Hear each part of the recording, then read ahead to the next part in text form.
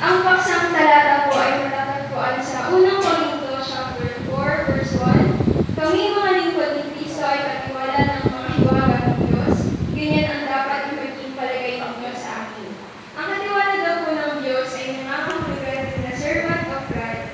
Ito ay titulong ginagamit ng iba't ibang relihiyon upang ilarawan ng isang taong pinaniniwala ang lumalakad at namumuhay ng ayon sa kalooban ng Diyos.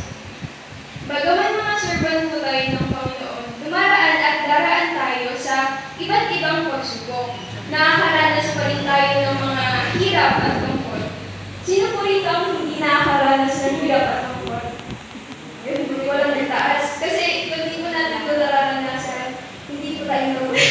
Hindi po tayo normal. Pero huwag po tayo mag-alala dahil naranasan na rin po ito ng mga naunang katiwala ng Panginoon. Meron po ako ditong dalawang example ng mga naunang katiwala ng Panginoon. Una po si Apostol Pedro, siya po ay binigyan ng Diyos ng kapangyarihan at pinagkatiwalaan na ipangaral ang magandang balita sa mga Hudyo. Matatagpuan din po natin ito sa Galatians chapter 2 verse 7 to 8. Pangalawa po ay si Apostol Pablo. Siya naman po ay pinili ng Panginoon na ipangaral sa mga hindi ang magandang balita. Ang magandang balita po ay nakapaloob po dito ang mga salita ng Diyos. Pagpatuloy po natin yung kay Apostol Pablo, na sa kanilang po ng maraming pagsubok, na naging siya masikap na katiwala o lingkod ng Panginoon. Para sa kanya po, walang halaga ang kanyang buhay. Ang nais niya ay magawa ang kanyang buhay at matapos ang gawain pinanggap niya sa Panginoong Hesus. At yun po ay ang maipahayag ang mabuting balita tungkol sa kagandahang loob ng Diyos sa atin. You might wonder po na naging mabuti sila o tayo na lingkod ng Panginoon, pero bakit kailangan natin dumanas sa hirap o pagtitiis? Sabi po sa Lucas chapter 9 verse 23, at sinabi niya ng Panginoong Hesus daw po, sa kanilang lahat, sino mang magnais na sumunod sa akin, ay kinakailangan itakwil ang kanyang sarili, pasanin araw-araw ang kanyang krus at sumunod sa akin.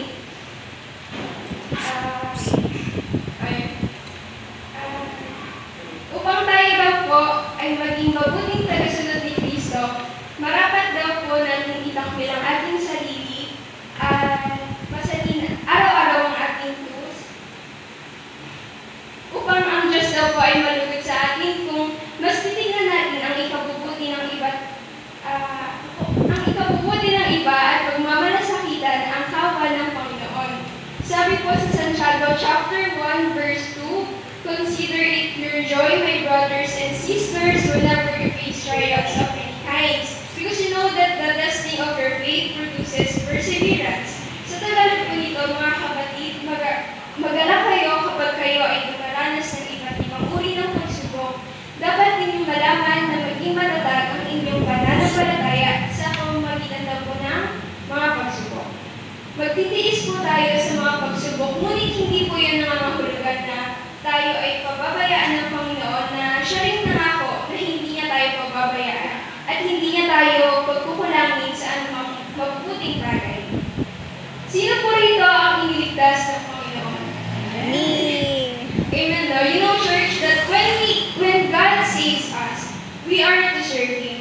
Kasi kung ganito po kasi yan, kung gusto niya lang tayo iligtas ng ganon, kunwari iligtas tayo, you accepted Jesus Christ, you're saved, di dapat patayin ka na niya agad, diba?